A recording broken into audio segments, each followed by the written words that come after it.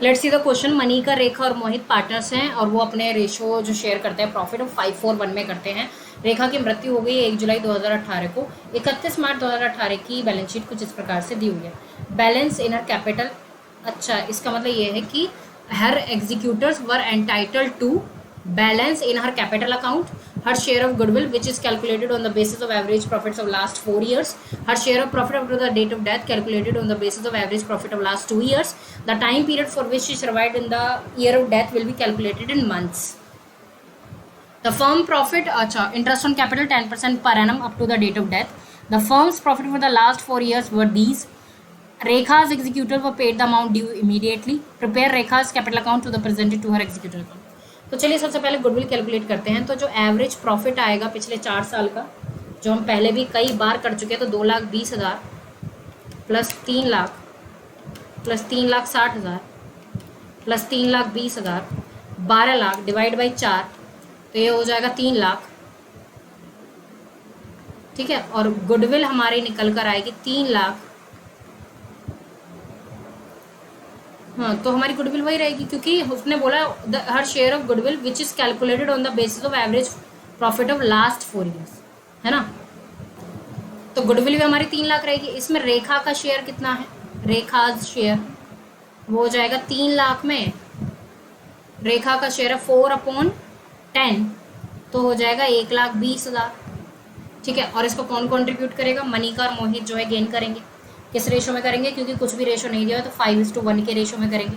5:1 के रेशो में करेंगे तो क्या क्या आएगा, 1 लाख और 20,000, 1 लाख और 20,000।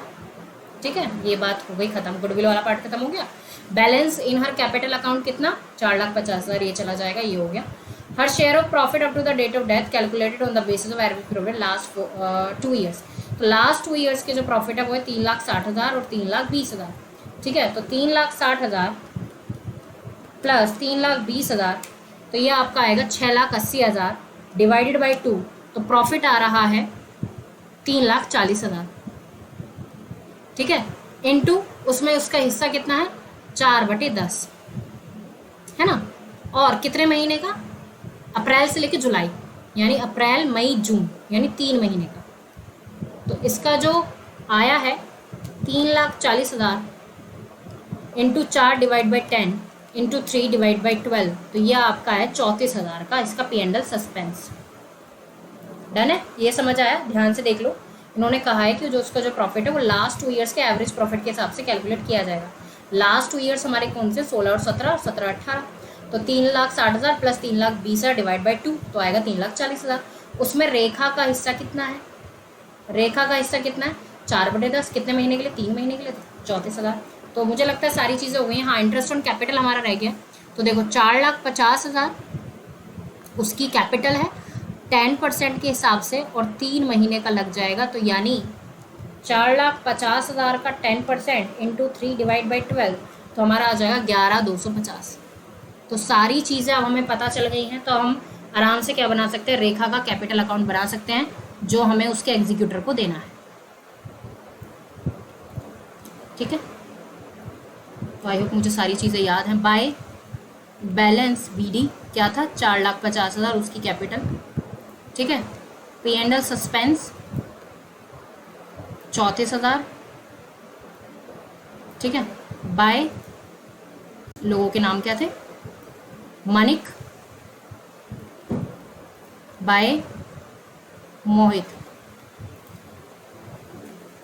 1 लाख और 20,000, और बाय इंटरेस्ट ऑन कैपिटल शायद 11,250 था। हाँ, 11,250। कुछ बचता है, हाँ देखते हैं, कुछ और बचता है, एसेट्स वगैरह। हाँ, जर्नल रिजर्व दिया है 2 लाख का, बाय जर्नल रिजर्व, उसमें 4/10 करेंगे तो आ जाएगा हमारा 80,000। तो बस यही हमें उसके एग्जीक्यूटर को देना है, 6,85,250, 6,85,250 टू रेखाज एग्जीक्यूटर्स अकाउंट। कितना, 4,85,250। सो ये हुआ account, and I hope this is a proper explanation to this question.